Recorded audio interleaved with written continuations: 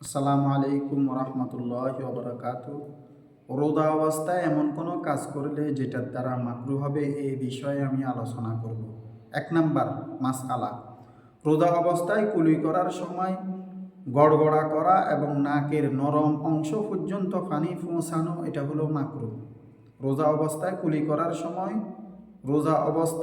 করার সময় গড়গড়া করা যাবে না রোজা অবস্থায়, এবং নাকে পানি দেওয়ার সময় নাকের যে নরম অংশ, এই নরম অংশের মধ্যে পানি পৌঁছানো এটা হলো কি মাকরু, এটা করা যাবে না রোজা অবস্থায়।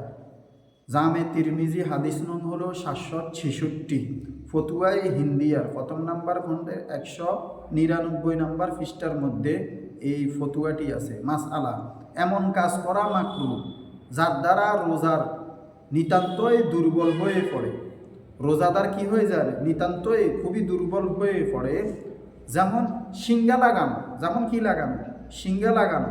সুনানে তিরমিজি হাদিস নাম্বার হলো যায় ৭৭৮, ফতুয়ায়ে হিন্দিয়া ১ম নাম্বার খণ্ডের ২০০ নাম্বার পৃষ্ঠার মধ্যে আমার এই ফতুয়াটি আছে। মাসআলা, রোজা অবস্থায় শরীর থেকে রক্ত বের হলে বা ইঞ্জেকশন ইত্যাদির দ্বারা রক্ত বের করলে রোজা ভাঙবে না, তবে ইচ্ছাকৃতভাবে এই পরিমাণ রক্ত বের করা মাকরু, যার দ্বারা রোজাদার খুব দুর্বল হয়ে যায়। রোজাদার কি হয়ে যায়, খুব কি হয়ে যায়, দুর্বল হয়ে যায়।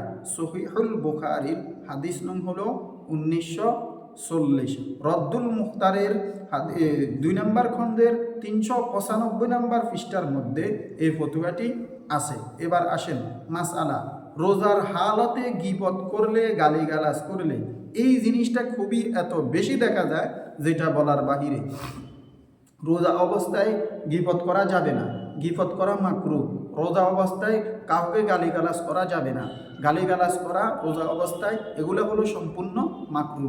আমাদের দেশে মসজিদে আসলে রোজা অবস্থায় দুপুরবেলা এই যে শুরু হয় গীবত আর গীবত, যেটার শেষ নেই, অথচ কালামে হাকিমের মধ্যে আল্লাহ তাআলা নিষেধ করছেন, ইয়া আইয়ুহাল্লাযীনা আমানু ইজতানিবু কাসীরাম মিনাজ যন্নি ইন্না বা'দায যন্নি ইসমু ওয়া লা তাজাসসাসু ওয়া লা ইয়াগতাব বা'দুকুম বা'দা। যে হে ইমানওয়ালারা, এই যে তানিব, তোমরা বেঁচে থাকো কাসীরাম মিনাজ যন্নি, কিছু কিছু আন্দাজ অনুমান থেকে, ইন্না বা'দায যন্নি, নিশ্চয়ই কিছু কিছু অনুমান আন্দাজ গুনাহ, ওয়ালা তাজাসসাসু, একে অপরের দৃষ্টি তালাশ করিও না, ওয়ালা ইয়াগতাব বা'দুকুম বা'দা, একে অপরের গীবত শাকায়াত করিও না। আইয়ুহিব্বু আহাদুকুম, তোমরা কি পছন্দ করো, আইয়াকুলা লাহমা আকিহি মাইতান, তোমাদের মৃত ভাইয়ের গোশত খাওয়ার জন্য, ফাকারিহতুমু, অতএব তোমরা এটা পছন্দ করো না। এগুলো করলে কি হবে, গীবত গালিগালাজ করলে, এই গালিগালাজও রোজা অবস্থায় বেশি দেখা যায়। টিভি সিনেমা ইত্যাদি, এই টিভি সিনেমাও দেখা যাবে না, ইত্যাদি দেখলে, গান বাদ্য শ্রবণ করলে এবং যে কোনো বড় ধরনের গুনাহে লিপ্ত হলে, যেমন কবিরা গুনাহ করা, এটাও কবিরা গুনাহ করলে রোজা আপনার মাকরু হয়ে যাবে।